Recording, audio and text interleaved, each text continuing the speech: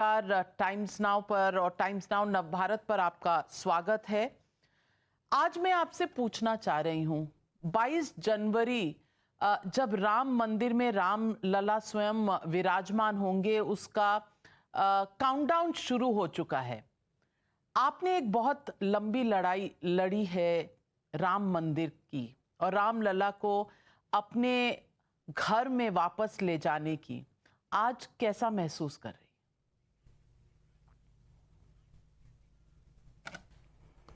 नाविका जी, पूरे विश्व स्तर पर सारा सज्जन शक्तियां बहुत आनंद में हैं, क्योंकि ये संघर्ष 500 साल से लगातार भारतीयों ने लड़ा है, उसको उसके लिए जूझे हैं, जिए हैं और उसी संकल्प के साथ प्राणों का अंत भी किया है।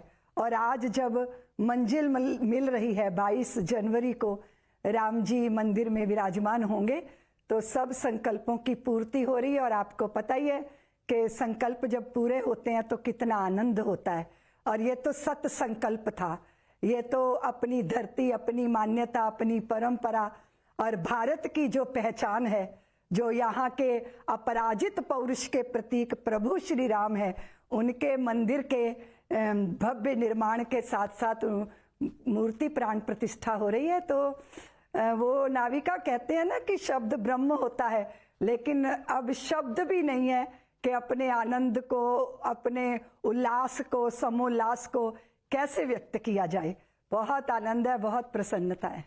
लेकिन एक लंबा दौर रहा, आपने 500 वर्षों की बात की ही, लंबा दौर रहा संघर्ष का।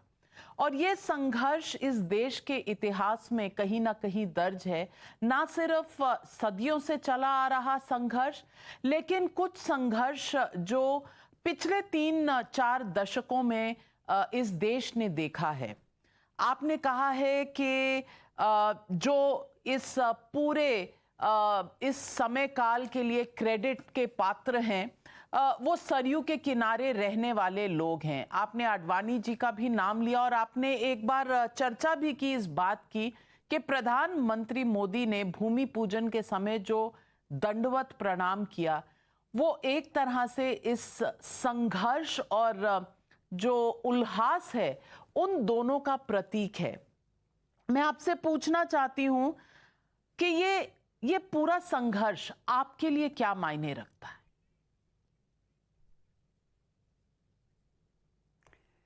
मेरा तो ये जीवन बन गया था नाविका, क्योंकि मैंने सरयू के जल को हाथ में लेके प्रतिज्ञा की थी कि जब तक हम भव्य मंदिर में, वो मैं एक भाव व्यक्त किया करती थी कि कंकर कंकर शंकर इसका प्राण प्राण में गीता है, जीवन की धड़कन रामायण पग पग पर बनी पुनीता है, यदि राम नहीं है श्वासों में तो जीवन का घट रीता है, नरनाहर श्री पुरुषोत्तम का हम मंदिर भव्य बनाएंगे, सौगंध राम की खाते हैं हम मंदिर वहीं बनाएंगे।